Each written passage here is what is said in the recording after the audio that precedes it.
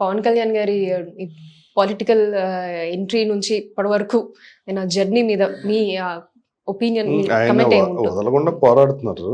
ఆ పోరాటానికి రిజల్ట్ ఉంటుంది ఓ రోజుకి. అంటే దానికి ఓపిక కావాలండి. ఇండస్ట్రీలో అయినా ఎక్కడైనా ఓపిక కావాలి.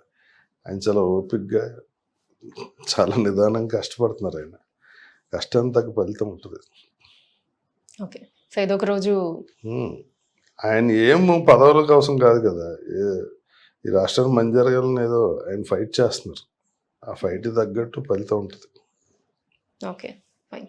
సో పేషెన్స్ గురించి ఇప్పుడు మాట్లాడుకుంటే జగన్ గారు కూడా అప్పుడు అలాగే కదా, కాంగ్రెస్ నుంచి బయటకు వచ్చాక ఒక పార్టీ పెట్టి ఆయన కూడా అంత కష్టపడి ఫైట్ చేసి ఏదో చేయాలని చెప్పి వచ్చింది ఆయన కూడా. దానికి ఫలితం వచ్చింది కదా చీఫ్ మినిస్టర్. అలా కష్టపడి వదలకుండా నమ్మిందని చేస్తే ఓ రోజుకి రిజల్ట్ బాగానే వస్తుంది. ఓకే.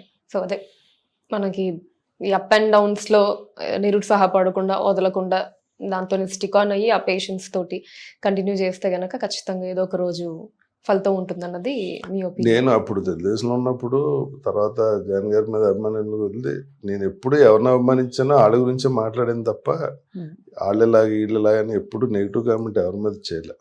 అంటే ఎవరితో సైడ్ తీసుకోవడం, ఇంకొకళ్ళ మీద నెగిటివ్ కామెంట్స్, దానివల్ల ఉపయోగం లేదు.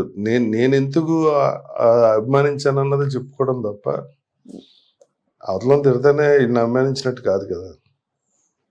కానీ ఇప్పుడంతా అంటే ఇప్పుడు రేపు పొద్దున్న రిజల్ట్స్ వస్తాయి, అది కరెక్ట్ కాదన్న విషయం అందరికీ తెలుస్తుంది.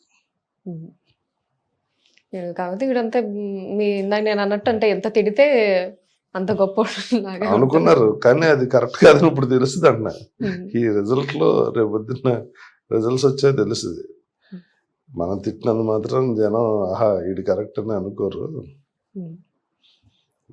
జనానికి కూడా ఒక ఒపీనియన్ ఉంటుంది అన్నది అర్థం అవుతుంది.